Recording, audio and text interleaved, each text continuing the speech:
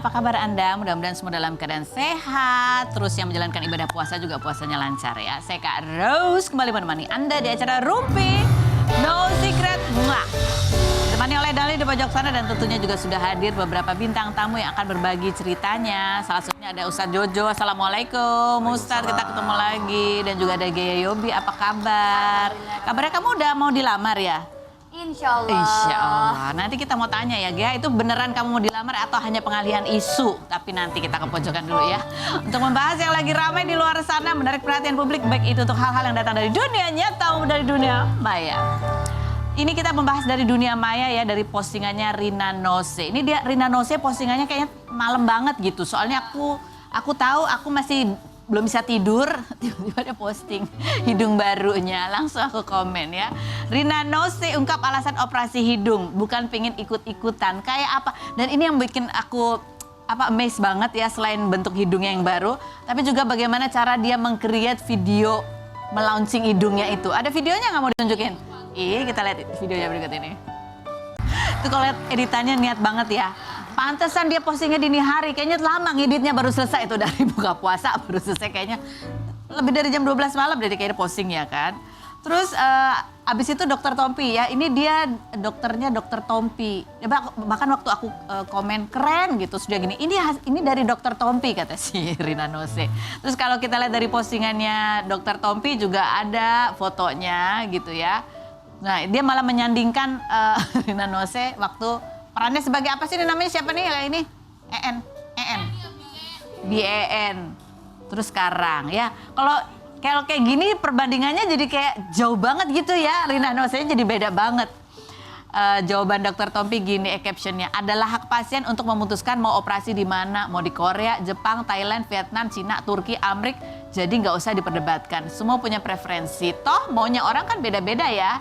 Silahkan senyamannya katanya gitu. Dan Dokter Tompi juga menjelaskan ini Rina Nose selain operasi hidung juga ada untuk menghilangkan kantong mata sama ada perawatan juga buat kulitnya gitu ya. Kalau dari Rina Nose sendiri alasannya apa sih dia?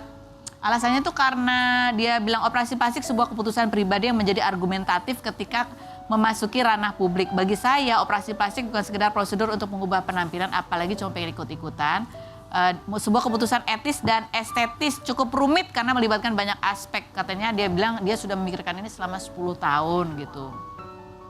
Buat saya yang memiliki trademark hidung atau nose sepanjang karir di industri hiburan, keputusan melakukan operasi hidung merupakan pertimbangan dari perjalanan panjang. Melalui riset yang cukup, pertimbangan matang dengan segala risikonya serta kesiapan diri untuk menerima segala perubahan. Ini salah satu pertimbangannya katanya rumahnya karena dekat ya sama klinik Dokter Tompi. Dan lokal pride, dia bilang keren si Rina Nose. Itu tadi juga yang aku jadi pikirin waktu aku jalan ke sini ya. Dia operasi hidung padahal nama Nose itu diperoleh karena hidungnya yang dianggap pesek gitu kan. Jadi sekarang tetap Nose dong ya, nose karena launching nose baru. Komentar netizen coba kita baca yang berikut ini. Akhirnya tergoda yang berikut. Padahal hidungnya justru ciri khasnya. Lanjut. Jangan ikut-ikutan ngerubah rahang ya Mbak, ntar wajahmu beda kayak bukan Rina Nose. Udah gini aja cakep. Yang berikut, makin cantik, kenapa nggak dari dulu operasi? Resek banget ya. Maksudnya gimana? Yang berikutnya, cakep banget Kak, kelihatan natural, nggak kayak yang itu tuh yang jadi anak kembar semua. Karya anak bangsa memang keren. Ini siapa sih maksudnya yang kayak itu yang jadi kayak anak kembar semua tuh siapa maksudnya sih? Aku jadi kepo kan. Yang berikut, keren sih serius jujurnya nggak pakai alasan ini itu, wes katanya gitu ya. Terus ada beberapa foto juga nih hasil operasi karya anak bangsa itu tadi ya. Ini salah satunya nih Dokter Tompi pernah berhasil mengubah penampilan ya yang dari sumbing ya ini ya. Dirubah metamorfosanya seperti ini berkat keahlian operasi plastiknya Dokter Tompi. Kemudian ada lagi ini ya. Omai juga, terus Rina Nose juga. Jadi memang ya kembali sih sebetulnya itu kan masalah preferensi karena kayaknya tiap negara itu punya kecenderungan hidungnya sesuai dengan value culture masing-masing gitu. Kalau ke Thailand mungkin yang agak tinggi, Turki mungkin yang beda lagi. Kalau Korea mungkin yang kecil, tipis, petit. Kalau yang Indonesia ya aku nggak tahu ya, tergantung dokternya. Kalau Ustadz ada rencana enggak ya? Kita sekarang menuju ke profil bintang tamu kita lihat dulu yang berikut. Oke, baik, kita sudah bersama dengan bintang tamu kita. Kalau kamu ke dokter Tompi juga? Wah, kalau dia mah siapa aja yang mau endorse dia deh yang gratis dia mau.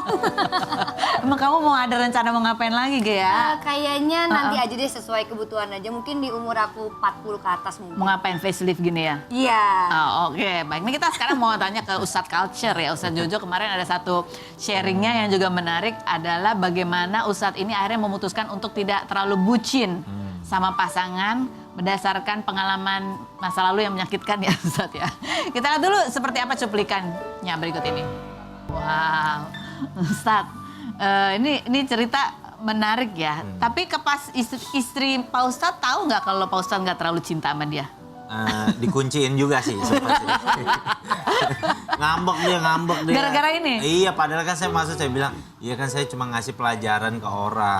Saya nggak ada maksud buat nyindir istri apa. Tapi kamu nggak ngargain aku begitu. Ngambek emang ya salah juga saya memang. Tapi saya bilang, ya itu menurut saya salah satu cara saya untuk menasihati orang lain dengan baik ya gitu. Karena kan kadang-kadang orang nggak suka dijudge.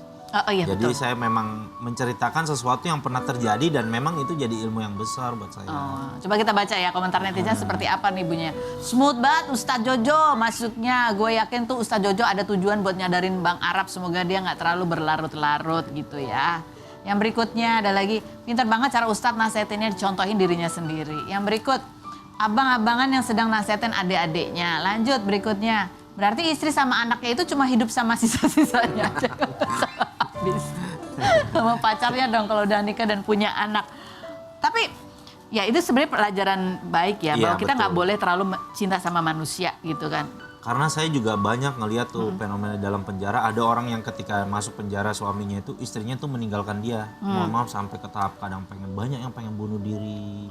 Sampai tuh stres, sampai dibawa ke rumah sakit jiwa kayak begitu. Jadi saya meneliti gitu, salahnya di mana? Ternyata sebenarnya rasa cinta dia yang terlalu berlebihan terhadap istrinya, terhadap lawan jenisnya itulah yang membuat dia menderita sebenarnya. Yang membuat dia suffer gitu, benar-benar menderita. Kayak waktu itu yang kita flashback ya, waktu itu yang bikin Ustadz tuh cinta banget gitu sampai katanya nurut iya aja tuh apa? Maksudnya yang nurut tuh yang bikin saya cinta sama dia tuh nurut banget. Saya ngomong apa dia aja, yang nurut. dia yang nurut sama saya gitu. Maksudnya kayak memang laki-laki dari situ saya juga belajar. Makanya saya nasihatin perempuan, kamu gampang kalau mau bikin laki-laki tunduk sama kamu. Kamu nurut sama laki-laki itu, minta beliin Burj Khalifa juga dibeliin sama suaminya gitu. Gitu. Iya, suami itu orang laki-laki itu paling nggak bisa kalau sama perempuan nurut gitu. Tapi kalau terlalu nurut bukannya lama-lama bosen Tat? Enggak juga, Enggak ya? enggak juga sih. Justru masa di situ rasa apa ya, rasa mengayominya laki-laki itu malah semakin tumbuh besar dia. Semakin pengen sayang apa, kamu mau minta apa lagi yang saya bisa kasih buat kamu gitu. Oh gitu, oke.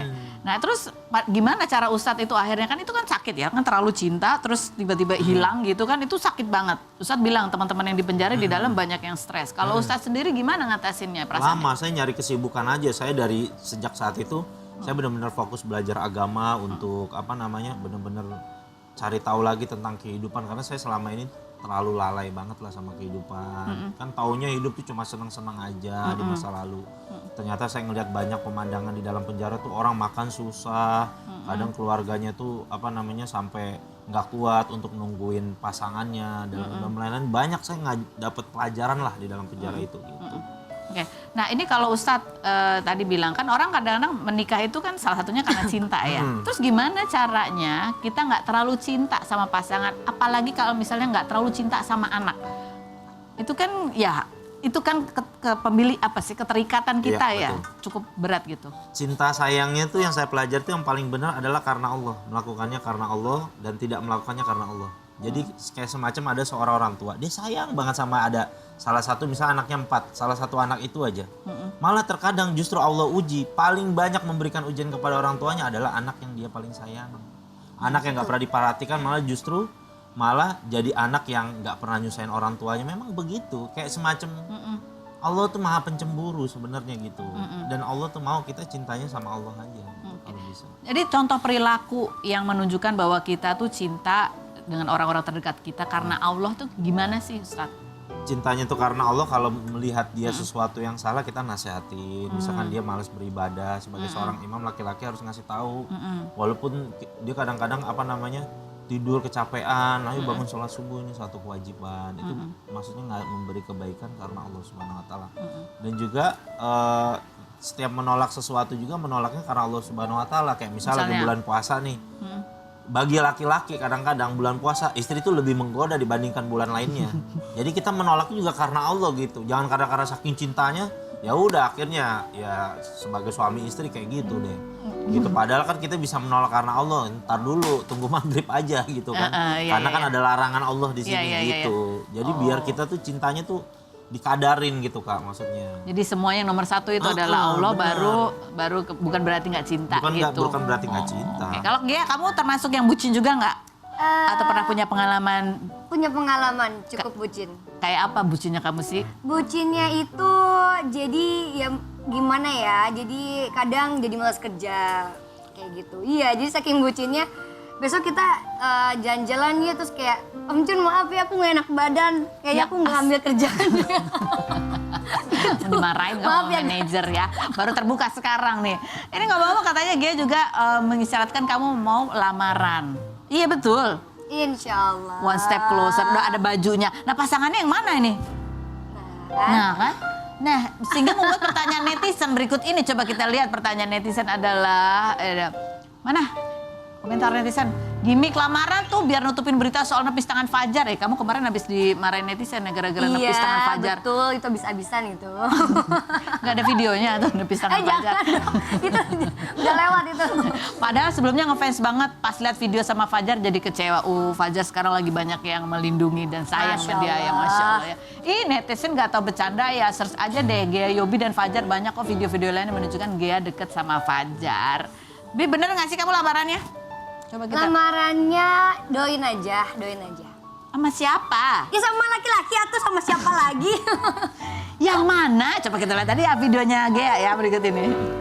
Laki-lakinya nggak ditunjukin Gea. Nanti aja dipublish insya Allah. Takut apa? Takut direbut.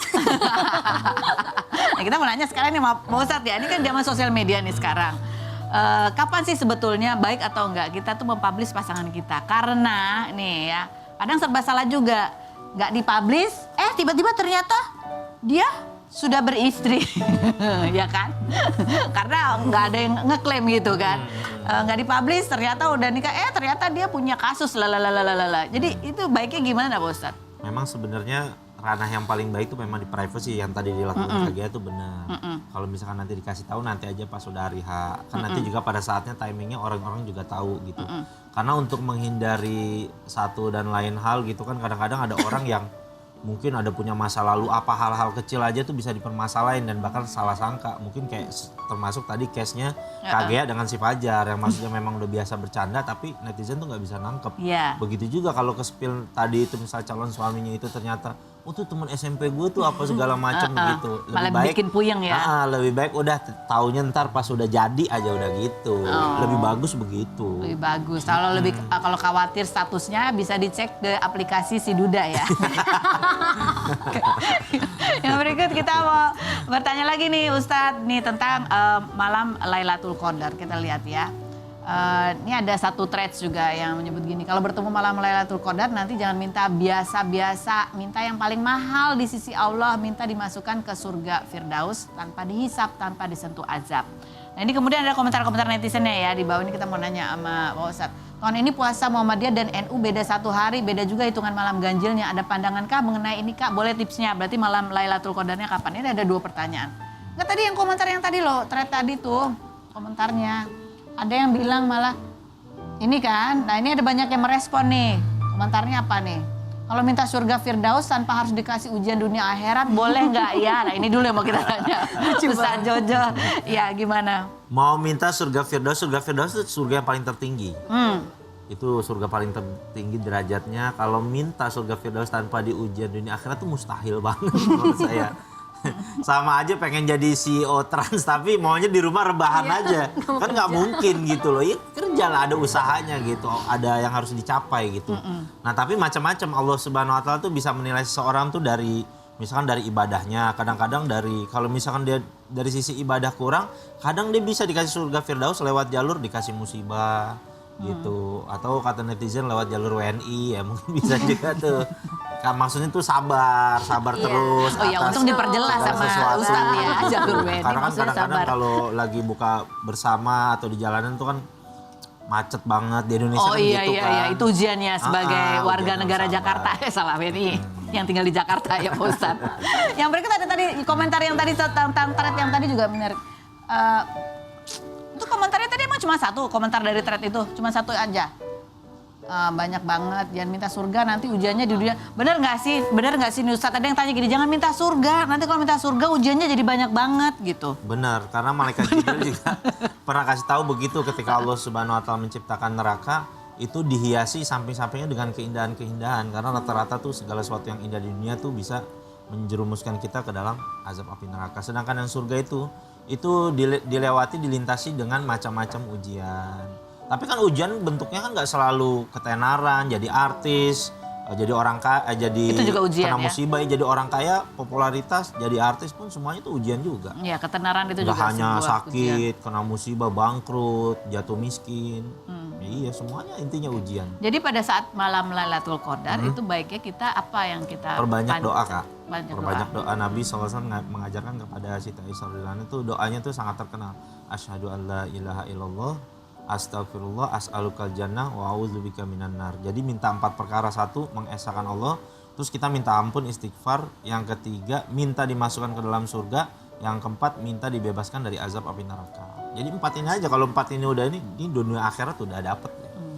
Nah itu sekarang kembali kepada kapan sebenarnya malam Lailatul Qadar karena kan tanggalnya beda nih. Betul. Perhitungannya. Terus apakah kita mesti nunggu lagi rapat ini? Tapi intinya memang di clue-nya memang malam-malam ganjil. Tapi kalau yang mau sempurnanya di 10 malam hari terakhir aja itu kita sempurnain. Jadi semuanya aja udah itu ya. Kita bagi laki-laki kan disunahkan bagusnya di masjid, musola, itikaf. Kalau wanita boleh di masjid, di musola asal jangan dalam keadaan haid ya. Nah, yang paling afdolnya wanita itu sebenarnya itikaf tuh di dalam rumahnya, di dalam kamarnya sendiri. Jadi selama 10 malam terakhir itu istilahnya dia tidurnya di atas sejadah aja lah gitu kalau bisa. Jadi karena kita nggak pernah tahu itu kapan juga ya. Jadi bener. 10 aja 10 malam terakhir itu dimaksimalkan gitu. Nah ini kita ada pertanyaan lagi nih ke Pak Ustadz nih melihat fenomena sahur ya. Itu kan macam-macam tuh orang bangunin sahur. Ini ada beberapa kompilasi sahur core. Kita lihat yang berikut ini. Itu salah satunya ya. Ada yang lebih aneh lagi sih sebenarnya Pak Ustadz. Cukup ngikutin kan ya Ustadz ya? Iya, lumayan sih. Itu sebenarnya gimana sih kalau dari Pak Ustadz ya pandangannya? Atau kamu pernah nggak kamu ikutan sahur begitu? Atau pernah kebangun Kalau gara-gara? aku malah dibangunin sahur sama tetangga. Kayak gitu caranya? Iya, jadi sekitar ada 20-25 anak bocah-bocah gitu. Terus kayak TG ya sahur kayak gitu-gitu. Terus aku Khusus kamu yang dibangunin? Iya, luar biasa Masya Allah. Terus kamu nggak pernah diajak bangunin sahur keliling komplek? Enggak ya, karena aku wanita ya. Itu kan laki-laki semua ya, bocil-bocil. Itu waktu aku di Bandung, di Cibandeung. Oh, kan ada tuh ya yang kemarin juga sempat viral tuh bangunin sahurnya dia kayak konser gitu ya.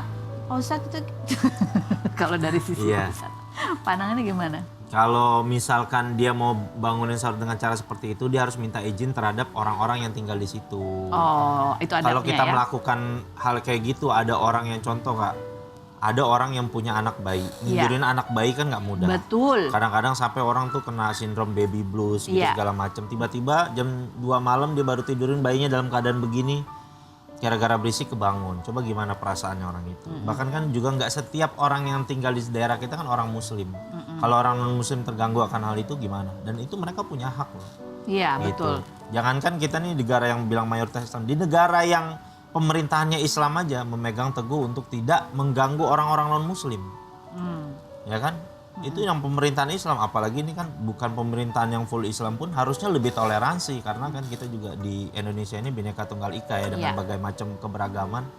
Ya bahkan Nabi SAW mengajarkan kalau ada orang yang lagi tidur kita baca Al-Quran harus dipelanin. Itu baca Al-Quran pasti kan lebih mulia daripada teriakan Iya, orang iya. sahur kan. Jadi ada baiknya ya jangan sampai mengganggu orang lain. Kalau mau mengganggu gitu harus dengan izin ya kita ya semuanya tanda tangan kalau perlu. Berarti kalian semuanya udah ridho ya kalau kita teriak-teriak semua di sini. Betul. Nah kalau udah sah semua ya udah. Tinggal mau teriak-teriak mau bikin konser lagi. Lagian kalau emang niatnya bangunin mah WhatsApp aja sih ya. Nah, Atau telepon rumah. tapi dulu sahabat Nabi cara ngebangunin sahurnya itu mereka ngebangunin tahajud itu dengan diketuk-ketuk satu-satu Oh, rumah. satu-satu ya? Dengan cara yang elegan gitu. Assalamualaikum warahmatullahi wabarakatuh, sahur gitu. Atau kayak sekarang yang masih berjalan di Mekah Madinah itu kan azannya 2 kali. Azan yang pertama yang harusnya waktu tahajud itu, nah itu buat waktu sahur juga. Oh, Gitu. gitu. Jadi ada caranya yang baik ya. Benar. Nah, ini sekarang kita mau membahas ini, Ustadz. Ini fenomena, ini bagaimana orang tua mengajarkan gen alfa mengaji. Karena gen alfa ini banyak menyebut ini adalah generasi anak-anak yang kadang-kadang out of the box. Coba seperti apa kompilasinya, kita lihat yang berikut ini. Nanti kita mau bahas sama Ustadz ya. Ini kan emang lucu-lucu banget, tapi mungkin setiap generasi itu caranya beda-beda ya. Dulu mungkin generasi-generasi yang lebih tua caranya mungkin lebih kayak VOC gitu ya. Benar. Kalau Caranya sekarang company banget memang. yang lebih tepat seperti apa? Kita akan bahas yang berikut ini, jangan kemana-mana, tetap di Rumpi No Secret.